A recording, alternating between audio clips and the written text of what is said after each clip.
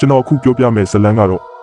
ကျော်ကြီးနဲ့ညိုကြီးတို့တငယ်ချင်းနှစ်ယောက်နေမျိုးလေးတစ်ခုကနေသူတို့ရွာကိုဆိုင်ကယ်နဲ့ညဘက်ကြီးပြန်လာခဲ့ကြတဲ့ဖြစ်ရတစ်ခုပါပတ်ဝန်းကျင်တစ်ခုလုံးကတော့တိတ်ဆိတ်လို့ပေါ့လမ်းကလည်းလူသူကင်းမဲ့တဲ့တော်လမ်းဆိုင်ကယ်မီးရောင်လေးတစ်ချက်ပဲမှောင်မဲနေတဲ့လမ်းမကြီးကိုထိုးဖောက်ထားနိုင်တာလမ်းတစ်ဝက်အရောက်မှာတော့ဘဲကမှန်းမသိတဲ့လေးကြီးတစ်ချက်ကဝိတ်ကနေတိုက်သွားပြီးသူတို့နှစ်ယောက်လုံးရဲ့ကြောပြင်တွေစိတ်ကနေဖြစ်သွားခဲ့တယ်လမ်းဘေးကညောင်ပေအိုကြီးနားကိုရောက်တဲ့အခါသူတို့ဘာကိုမြင်လိုက်ရလဲဆိုတော့အဖြူရောင်ဝတ်စုံနဲ့အမျိုးသမီးတစ်ယောက်အဲ့ဒီအမျိုးသမီးကညောင်ပေအောက်မှာခေါင်းငုံပြီးထိုင်နေတာကျော်ကြီးလဲကြောက်ကြောက်နဲ့ဆိုင်ကယ်ကိုအရှိန်မြင့်ပြီးအတင်းမောင်းထွက်ခဲ့ပေမဲ့မီတာအနည်းငယ်ပဲဝေးသေးတယ်အဲ့ဒီအမျိုးသမီးကလမ်းလေကောင်မှာထပ်ပြီးပေါ်လာပြန်ပါရောအဲ့ဒီအချိန်မှာပဲကန်ဆိုးကျင်တော့ဆိုင်ကယ်အင်ဂျင်ကထိခနဲဖြစ်ပြီးရက်တော့မလို့ဖြစ်သွားတယ်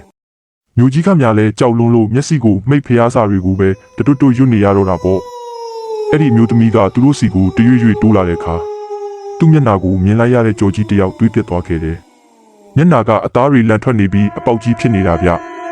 ကြော်ကြီးလဲအသက်လူပြီးဆိုင်ကယ်ကိုအတင်းနှင်းတို့အနောက်ကိုလှည့်မကြည့်ရတော့ပဲမောင်းထွက်ခဲ့ရတယ်ဒါပေမဲ့